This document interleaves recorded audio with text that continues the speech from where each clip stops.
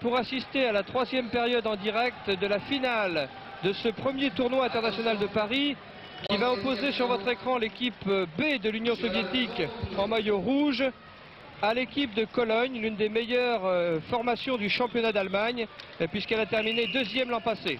Gilles Cossanet, évidemment le suspense est un peu tombé alors que nous allons amorcer cette 3e période puisque les soviétiques mènent par 5-0, mais il faut le dire d'entrée de jeu, nous assistons à une formidable démonstration de ce que peut être. Il faut bien préciser que cette équipe B n'a beau être qu'une équipe B, si elle participait aux Jeux Olympiques notamment, elle pourrait prétendre à une 5e ou une 6e place, ce qui la situe bien dans ce niveau international. L'équipe A, je vous le rappelle, étant championne olympique et championne du monde. Donc une équipe B qui est à la fois une réunion d'anciens joueurs comme Guy Maïev, Zubkov ou Babinov qui ont déjà participé au championnat du monde, et puis de jeunes joueurs qui peuvent dans les années à venir remplacer les anciens de l'équipe A. Il y a plus de 8000 spectateurs ce soir ici à la patinoire de Paris-Bercy pour cette grande première du hockey international à Paris depuis bien longtemps. 8000 spectateurs, c'est plus que la première journée de football en salle et c'est surtout la première fois qu'il y a autant de monde en France pour assister à une rencontre de hockey sur glace depuis les fameux Jeux Olympiques de Grenoble en 1968. C'est la preuve, Pierre, qu'il existe un public de hockey sur glace à Paris et c'est une chose réconfortante. C'est d'ailleurs dans cette patinoire que dans un proche avenir, l'équipe des Français volants défendra les couleurs de Paris dans le championnat de France de hockey sur glace. Alors l'équipe d'Allemagne de l'Ouest qui joue en blanc, eh bien c'est tout simplement l'équipe de Cologne où figurent quelques joueurs internationaux comme Kuhl, Tronchka ou Kissling. Voilà, le coup d'envoi maintenant va être donné. L'arbitre de ce match est monsieur Adam. Et je vous rappelle que les soviétiques, selon les couleurs traditionnelles, jouent bien entendu en rouge. Pour Cologne, Foster. Récupération soviétique, encore un tir devant la cage de Zankel. Évidemment, l'objectif pour les Allemands de l'Ouest dans cette 3e période, c'est d'éviter de prendre un carton, si vous me permettez cette expression. 5-0, ça pèse déjà lourd, mais ça situe aussi l'opposition entre une sélection nationale et une sélection de club. Il faut dire que pour arriver là, l'équipe d'Union soviétique a éliminé en demi-finale, mardi dernier, dans une ambiance extraordinaire, l'équipe olympique du Canada. Oui, un match qui se terminait à 1h moins le quart du matin, alors qu'un tir du numéro 4 soviétique, Vozjanov, a été contré. Oui, une équipe canadienne olympique qui a été battue par cette équipe soviétique, ce qui conforte donc le fait que cette équipe soviétique est très forte. Eh bien, au cours d'un match qui a été marqué par des prolongations, une série de tirs de pénalité. Et je crois que le public du hockey ce soir-là en a eu pour plein les yeux. Voilà, alors maintenant les présentations étant faites, nous entrons dans le match pour 20 minutes de temps effectif de jeu. Évidemment, tous les arrêts de jeu sont décomptés dans le hockey sur glace. Contre-attaque de Cologne par l'intermédiaire de Schiller. Schiller qui cherche un partenaire démarqué mais qui se fait prendre maintenant par deux soviétiques. Le puck est coincé contre la balustrade mais il est encore jouable. Récupération Zubkov. En retrait pour Malakoff. Zubkov. Boyakin.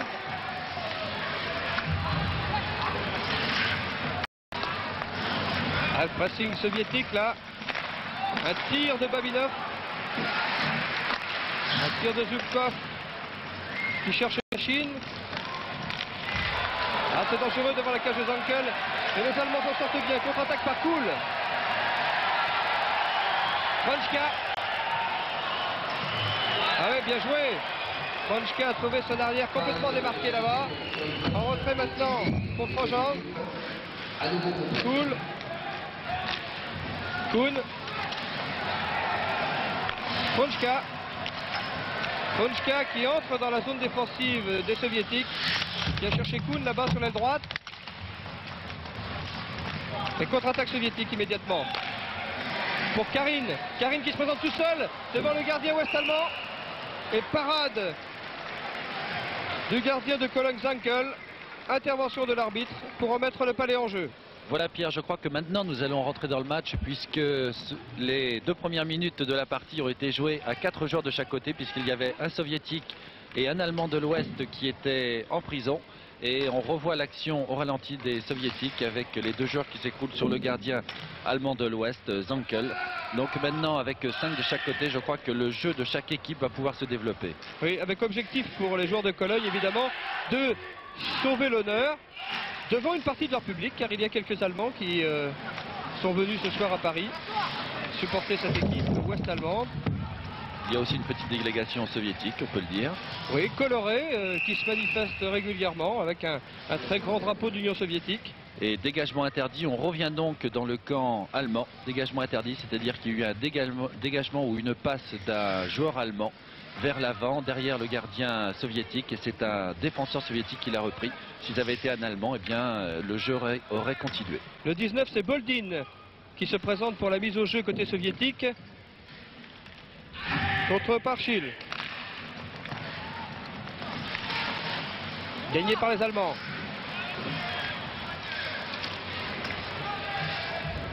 Le palais n'est pas jouable, intervention de l'arbitre.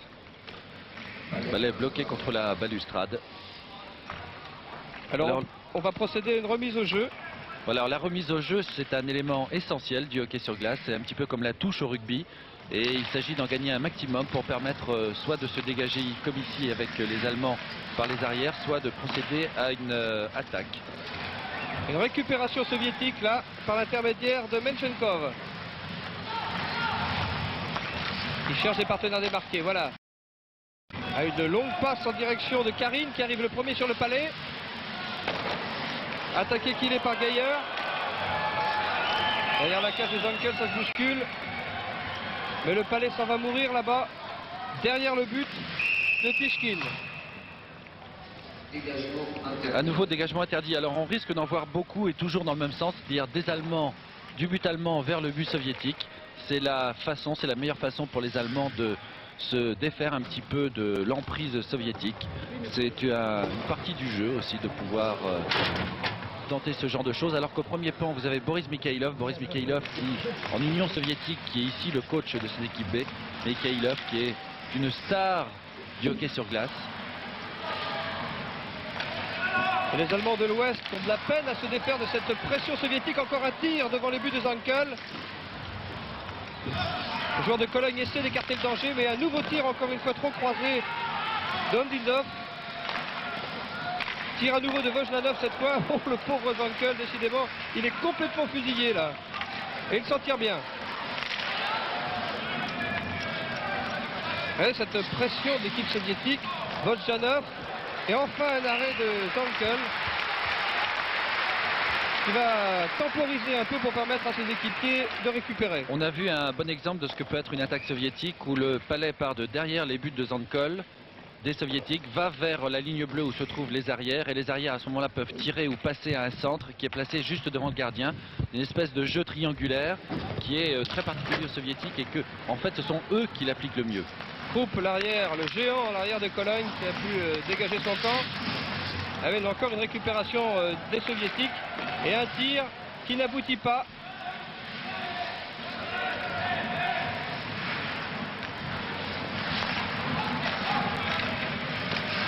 Les Allemands essaient de partir en contre-attaque par Trunchka, mais une passe est interceptée. Ce sont les soviétiques qui vont s'organiser. Intervention de Krupp. Babinov. Pour Stepanichev. Ah, une longue passe en profondeur là-bas qui est destinée à Guimaev. Alors qu'on nous annonce officiellement 8500 spectateurs ici ce soir. Et le public qui commence à s'échauffer sur cette fin de match. Et qui a pris fait et cause maintenant pour les joueurs allemands. Ah, but! Allez, un but très dommageable pour l'équipe allemande, d'autant que c'est le numéro 5, Krupp, qui l'a marqué avec son pied sur un tir soviétique.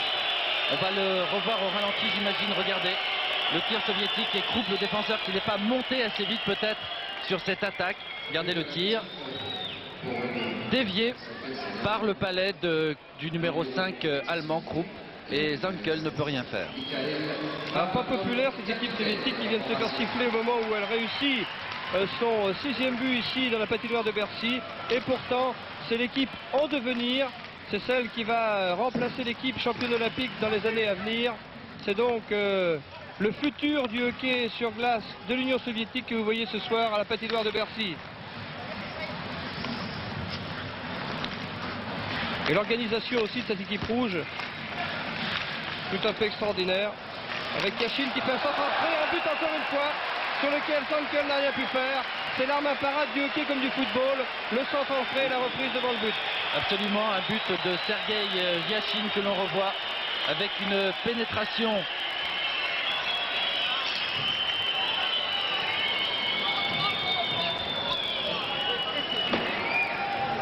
Une pénétration et un centre de Yashin donc.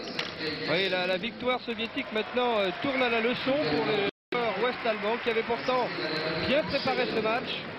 Mais évidemment qui ne représente qu'une équipe de club face à une sélection nationale. Il faut vous dire qu'il y a à peu près 1 million de licenciés en Union soviétique, ce qui n'est pas rien. Ce qui constitue effectivement un réservoir colossal pour former 2 bonnes sélections nationales. Mais ils ne se découragent pas les Allemands. Un tir très loin de Schiller qui frôle la cage de Tichnik. C'est le genre de tir qui n'est pas très dangereux, Pierre, que le gardien voit venir de loin, qu'il peut donc contrôler. Là où c'est dangereux, c'est quand le tir est masqué. Philippe loin devant. Récupération Vojnanov pour les soviétiques. Et Zankel, le gardien ouest-allemand, maîtrise ce palais. On va donc procéder à une nouvelle mise en jeu. Ce qui caractérise le mieux, je crois, l'équipe soviétique, c'est la vitesse et la précision, c'est la vitesse de l'attaque, l'extrême rapidité avec laquelle les avants partent en contre-attaque et se passent le palais en mouvement sans jamais s'arrêter, alors que vous pourrez constater que du côté allemand, eh bien, les passes sont souvent latérales au lieu d'être en profondeur, ce qui ralentit d'autant la progression. Un tir lointain de Babinov qui passe juste à ras des poteaux. Ponchka tout seul. Ah, il ne marque pas, dommage. Ah, le but était vide pourtant. Il y avait un boulevard entre le poteau du but gardé par Tichnik et le gardien soviétique. Mais le tir était malheureusement mal ajusté. Contre-attaque soviétique immédiatement par Tuikov. Ponchka maintenant pour Cologne. Ça va très vite. Mettinger tout seul devant Tichnik. Mais belle parade du gardien soviétique. C'est pas fini pour les Allemands. Ah, le puck va se perdre maintenant dans le public, ce qui provoque cet arrêt de jeu et on en profite pour changer de joueur de part et d'autre. Ah, dès que la première ligne allemande, Trnjka, Kuhl et Mettinger est sur la glace, eh bien c'est un tout autre ton que donne cette équipe de Cologne. Rappelons que Trnjka, Kuhl sont internationaux, qu'ils participent à tous les championnats du monde avec leur équipe nationale, ainsi que l'arrière de la première ligne, Kiesling, que voici d'ailleurs, avec le numéro 4. Avec Kiesling qui fait partie de l'équipe nationale ouest-allemande d'ailleurs. Ah, ça ne veut pas rentrer dans la cage de Tichnik. Ah, là, ce sont des gestes qui pourraient provoquer une bagarre, c'est-à-dire un petit peu fouiller avec sa crosse, genre de choses qu'on accepte mal dans une équipe. On revoit sur la gauche l'Allemand de l'Ouest, Kalender, qui essaye de pousser le palais dans les cages, mais le gardien soviétique Tichnik était allongé dessus. Un peu d'affolement dans la défense soviétique sur ces images de notre réalisateur préféré, Jean-René Vivet.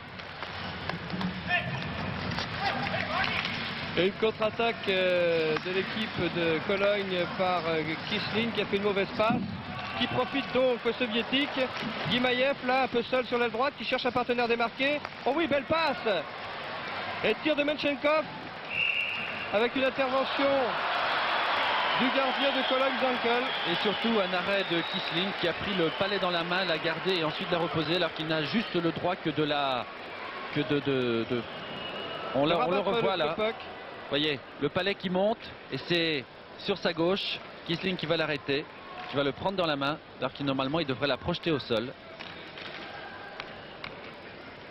On procède donc à une mise au jeu dans le cercle d'engagement de la zone défensive de l'équipe de Cologne, avec évidemment une pression soviétique. C'est l'équipe du RSS B qui mène 7-0. Il reste encore 11 minutes et 47 secondes à jouer dans cette troisième et dernière période du match. Le 21, c'est Yashin là-bas qui essaie de passer en vue toute la défense de Cologne. Mais l'arbitre est intervenu parce que la cage du gardien de l'équipe de Cologne, Zankel, a été déplacée. Oui, Zankel, c'est la deuxième fois que cela arrive. C'est De Raaf qui a remplacé Zankel au cours de ce troisième tiers-temps. Et De Raaf se remet un peu brutalement en position. Il faut dire qu'il est très grand. Il faut vous dire qu'on a le droit de changer les joueurs à n'importe quel moment du match. C'est-à-dire que le hockey sur glace est un sport extrêmement rapide, donc forcément exténuant, avec un équipement qui pèse au moins 10 kg. Et au bout d'une minute, en général, les joueurs sont exténués. Voilà, le match s'anime maintenant, et principalement en ce qui concerne les charges contre la balustrade, mais il faut dire que de ce point de vue-là, évidemment, les Canadiens manquent beaucoup parce que c'est eux qui rendent ces sports spectaculaires en chargeant énormément leurs adversaires contre la balustrade. Oui, la charge contre la balustrade, ça s'appelle la mise en échec, Pierre. Et la mise en échec fait complètement partie du jeu. Elle ne peut pas être sanctionnée. Cela fait partie du hockey sur glace. C'est une technique, simplement, pour neutraliser l'adversaire, l'empêcher d'utiliser à fond le palais. Alors évidemment, le public nord-américain est très avide, très friand de cette forme de jeu, qui est très courante donc aux États-Unis et surtout au Canada. Alors qu'un affrontement, c'est assez rare entre un Allemand et le gardien de but soviétique Tijnik, qui était venu au milieu de sa zone de défense. Rapidement, les deux hommes ont été séparés par monsieur Malétroit. Et maintenant, tout est rentré dans l'ordre et les deux équipes changent de ligne. Oui, c'est un affrontement plutôt bon chic, bon genre ce soir entre l'équipe de Cologne et l'équipe d'Union soviétique. Il faut dire que, évidemment, avec un avantage aussi confortable de 7 buts, les soviétiques ont déjà le match gagné. Mais j'ai l'impression que du côté de Cologne, on voudrait tout de même sauver l'honneur. Ce qu'a tenté de faire là sur ce tir Sikora. Regardez encore les soviétiques comme ils reviennent rapidement dans la zone défensive de Cologne. Sikora sur l'aile droite. Ah, qui perd le puck en route, dommage. Avec un contre maintenant soviétique par Stepa. Stepa pour Karine, un centre. Ah oui, une belle parade du gardien de l'équipe de Cologne, en l'occurrence De Raaf, qui on vous l'a dit remplacé Zankel. Ça s'anime. Tir lointain qui ne surprend pas Tijnik. Mais le puck est toujours ouest-allemand. Sikora essaie de passer en retrait. Il faut que le centre se mette devant Tijkin. Ah, il aurait dû tirer instantanément là. Ouais, j'ai l'impression que l'angle lui était gêné. Difficile. Bon. Les Allemands doivent s'organiser maintenant. Philippe, on va très loin devant. Pour pouvoir revenir à son banc. Ouais, changement de joueur de part et d'autre. 9 minutes et 24 secondes encore à jouer dans cette troisième période.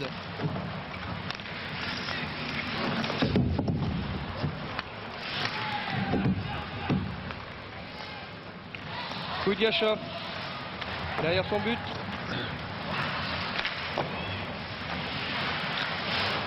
Ah, les Allemands d'Ouest et ses tirs, bien sûr. Un bon tir de Kuhn là, qui n'a pas surpris Tijnik. Contre-attaque immédiate des Soviétiques. Regardez comme ils remontent vite la patinoire, les Soviétiques, pour aller porter le danger tout de suite devant la cage de Raaf. Kuhn, Tronchka, qui va chercher Mettinger sur l'aile gauche, complètement démarqué. Ah, il n'arrive pas à ajuster sa partie. Tir instantané de Mettinger, contré immédiatement par Tijnik. Encore un tir venu de Kissling. Et immédiatement contre-attaque des Soviétiques. Ça va très très vite maintenant. Une passe mal ajustée.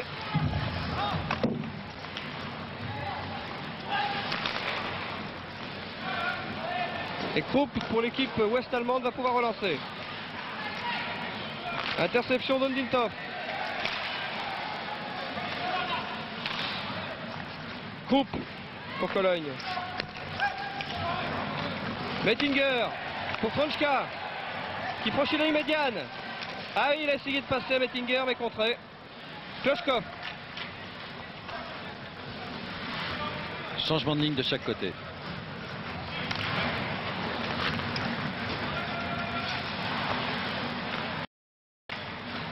Stepanichev pour l'Union soviétique. Wolf.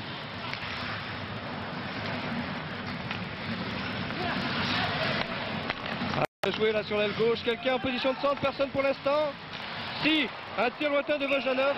Ah, il a un super arrêt de Helmut Graf, le gardien allemand de l'Ouest qui a pris le palais dans la lucarne. Alors que le tir de l'arrière était extrêmement violent.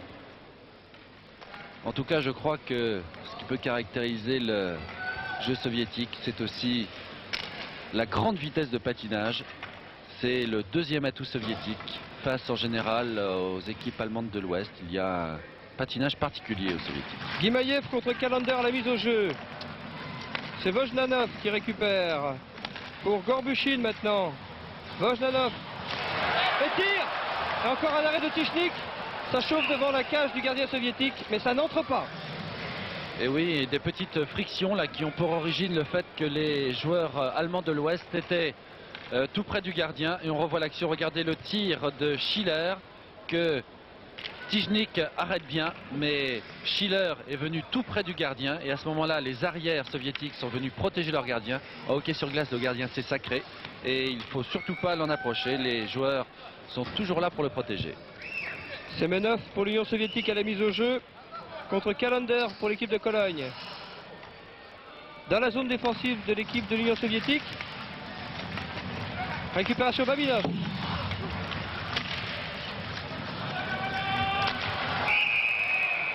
Oui.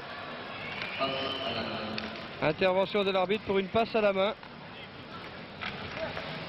Remise en jeu par conséquent dans le cercle d'engagement de la zone défensive.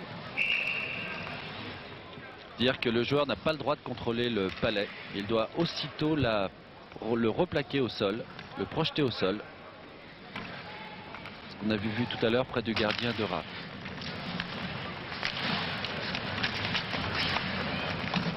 Babinov passe derrière sa cage. Chercher du soutien. Il a trouvé Priyakin. Appel de Palais sur l'aile gauche là-bas par l'intermédiaire de Yashin qui essaie de recentrer. Yashin. Babinov qui revient dans son camp pour récupérer ce puck.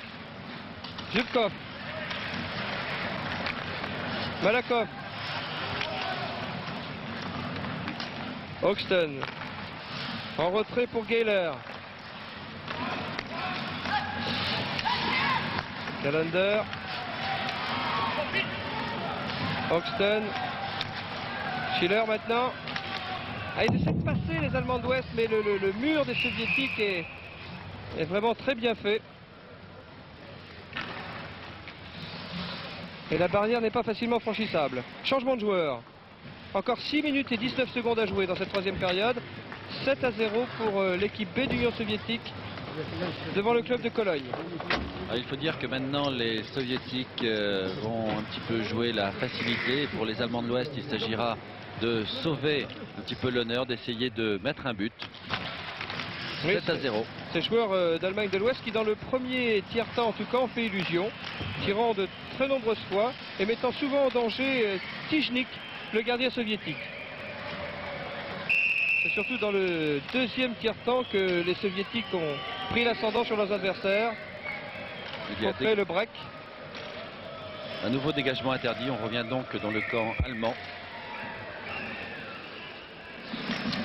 Dans le cercle d'engagement de la zone défensive ouest-allemande. Alors à la mise au jeu, Boldin pour l'Union soviétique qui a gagné ce puck. Récupéré immédiatement par Schilcher.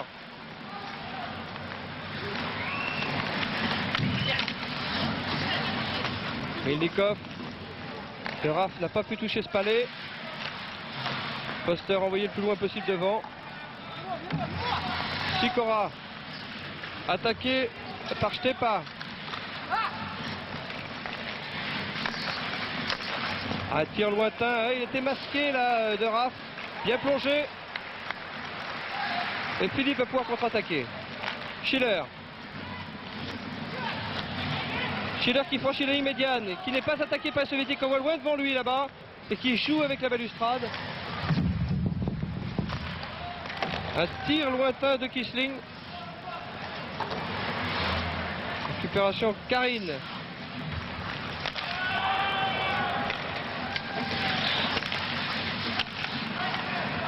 Kissling pour Cologne, qui essaie d'organiser le jeu. Cherche un partenaire démarqué. Trouve personne. Alors revient dans sa zone défensive sous les sifflets du public de Bercy qui n'apprécie pas. Mettinger. Forster. Ah oui, mauvaise passe. Et les soviétiques vont pouvoir s'organiser.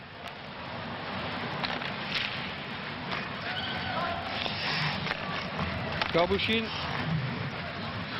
Klochkov. Ah, la passe était destinée à Klochkov. Et c'est Krupp qui arrive le premier sur le palais. Il y a dégagement interdit. C'est le premier dégagement interdit soviétique depuis le début de ce tiers-temps.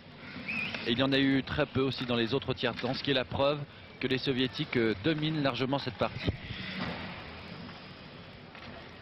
4 minutes et 28 secondes encore à jouer. 7-0 pour l'Union soviétique. 4 minutes 28 de temps effectif, c'est-à-dire qu'en fait il reste encore 7 à 8 minutes de jeu réel, comme au basket. Et très peu de joueurs en prison. Pratiquement pas, on a eu 6 à 8 minutes de prison, 8 minutes de prison depuis le début de ce match. Ce qui est la preuve que les Allemands seront très corrects. Mais presque trop corrects d'ailleurs, c'est ce que regrette un peu le public de Bercy qui est venu pour voir du spectacle.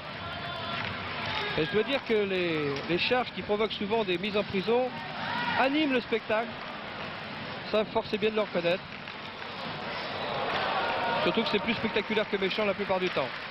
Ah oui, il y a 4 très beaux numéros de Dmitsov là sur l'aile droite. Et ça s'anime maintenant. Avec Trunchka qui a trouvé Cool, qui essaie de passer sur Mettinger. Interception, Krupp récupère. Geller. Ah, mauvais contrôle de Geller qui va chercher Krupp là-bas, voilà, il l'a trouvé. Et Trunchka qui contre-attaque. Une passe pour Mettinger. Mettinger attaqué par Gimaev. Dégagement interdit. Ouais. Sifflé par l'arbitre. Alors on en profite avant de faire la mise en jeu pour changer de joueur dans un camp comme de l'autre. Les passes ouest-allemandes ne sont pas franches, c'est-à-dire qu'elles ne partent pas franchement vers un joueur, elles sont un peu approximatives et à ce niveau-là cela ne pardonne pas, d'autant que les passes soviétiques en mouvement sont toujours d'une précision exceptionnelle. Ouais, et la cage gardée par Tichnik, le gardien soviétique, est toujours vierge. Pour le moment, c'est ce qu'on appelle le lot de Cologne. Oui, le zéro de Cologne. Le zéro de Cologne. Allez. Pardonnez-nous ce mauvais jeu de mots, mais c'était tellement tentant. Ah, et encore un affolement là dans la défense de Cologne. Regardez, il cherche à armer son tir. Zubkov a pu passer à Varnakov, son capitaine. Gimaev maintenant. Ah, ils sont en train de faire tourner la défense de Cologne, les soviétiques, pour essayer de la surprendre. Une contre-attaque lancée par Kuhn là. Et encore une mauvaise passe. Gimaev. Interception de Trunchka pour Cologne. Kuhn. Ouais, c'est finalement Semenov qui envoie ce palais le plus loin possible devant.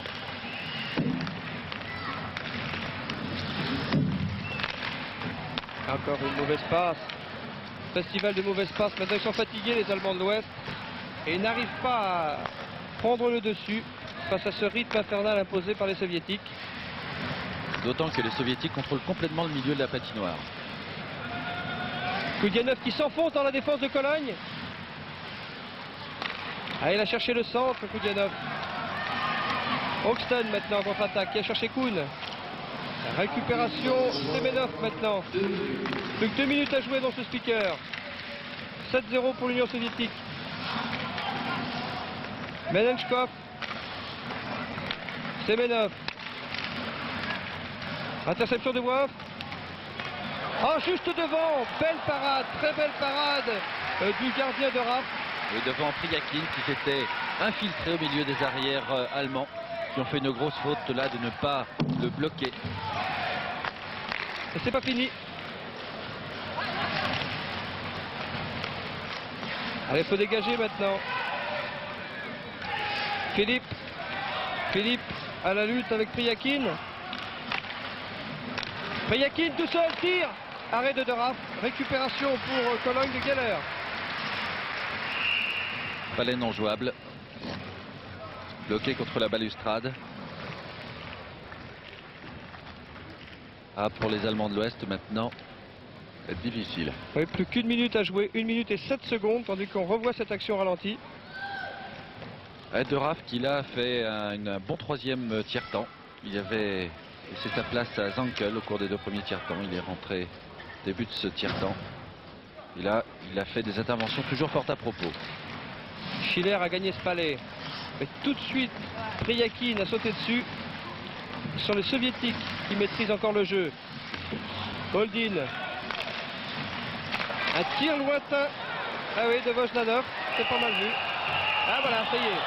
Une petite bagarre là en fin de partie à 51 secondes de la fin pour animer un peu les débats. Oui, avec Peter Geller d'un côté, l'Allemand. Alors que...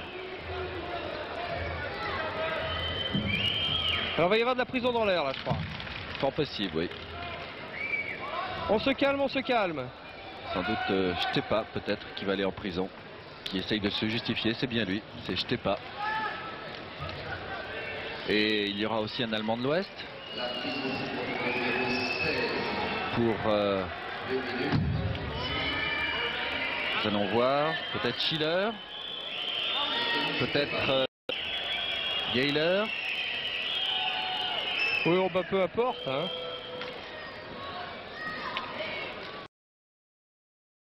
Non. Finalement, c'est le soviétique qui trinque. Et si, Mettinger va en prison. Ah, enfin. Mettinger vient le rejoindre, donc à 4 contre 4 sur la glace pour cette dernière minute de match du tournoi international de Paris que vont remporter sans problème les joueurs de l'Union soviétique.